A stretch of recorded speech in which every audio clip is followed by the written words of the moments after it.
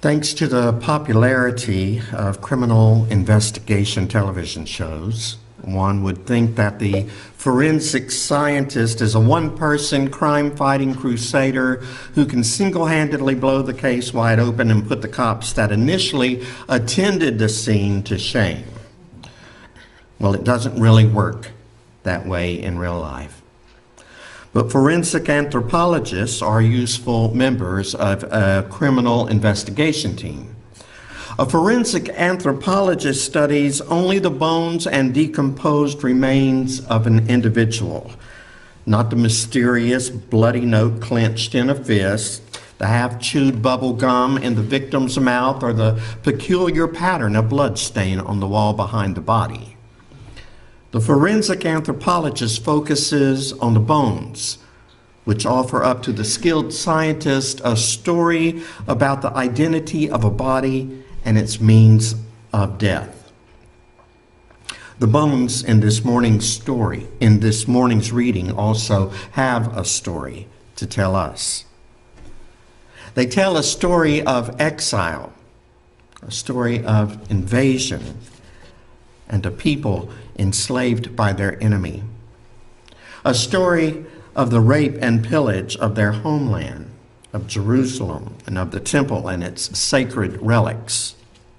They tell a story of defeat and despair, followed by a sense of hopelessness and disillusionment. In short, they tell a story about the death of the human spirit. Today's headlines are filled with dry bones scattered over the landscape as far as we can see, bones which have their own story. There are the dry bones of women who have been sexually assaulted, those who have gathered up their courage to come forward and tell their story, only to have those reports discredited by a male-dominated society. There are the dry bones of black and brown bodies which have been looked upon with suspicion because of the color of their skin and gunned down while reaching for a wallet to prove their identity.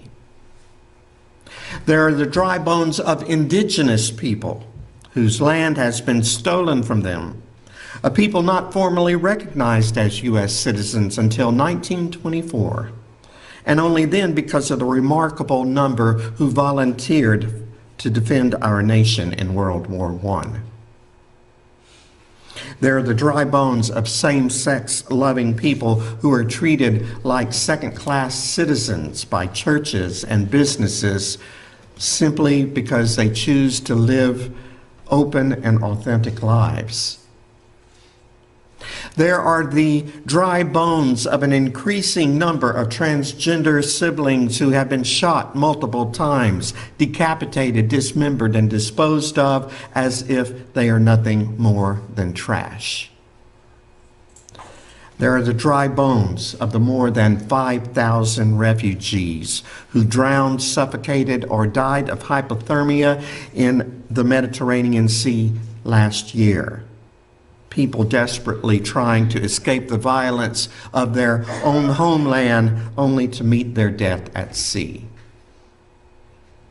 There are the dry bones of Muslims and Jews and Sikhs and Hindus who are targeted for violence in our country because of their religion.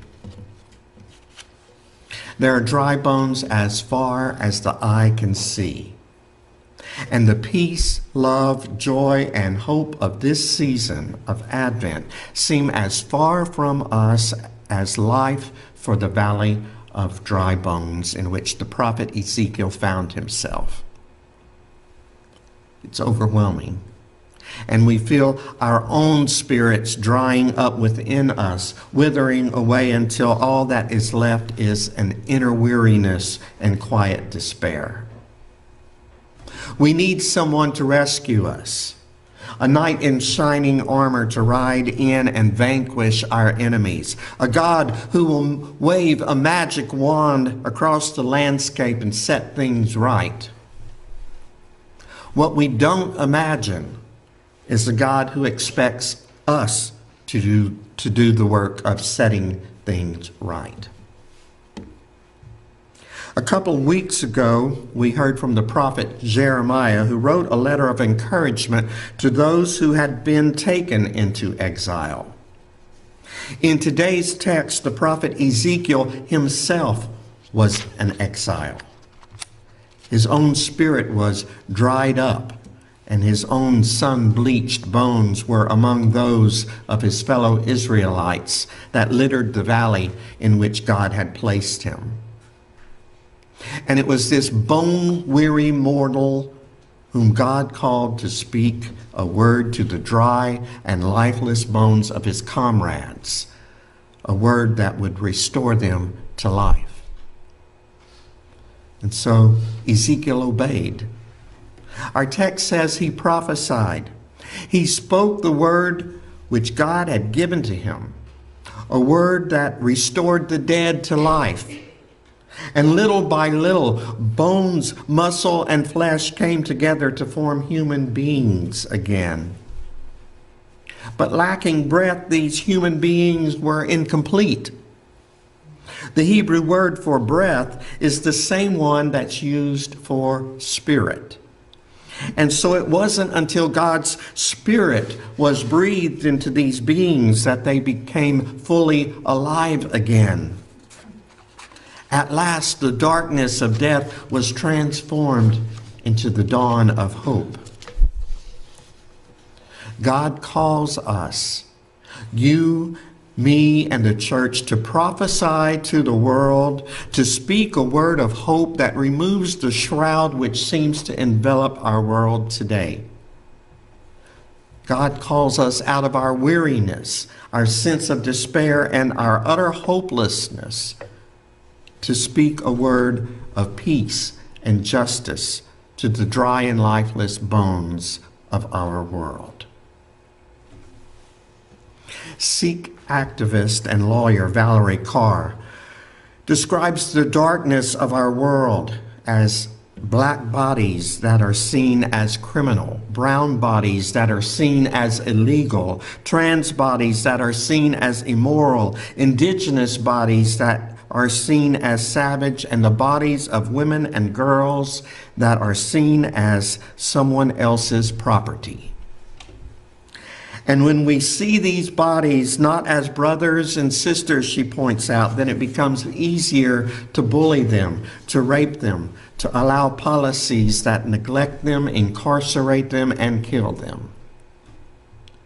And so as we look out over the landscape of dry bones of our world, Carr invites us to ask ourselves if we are sure it's a graveyard we are in. What if the darkness that surrounds us is not the darkness of the tomb, but instead the darkness of the womb?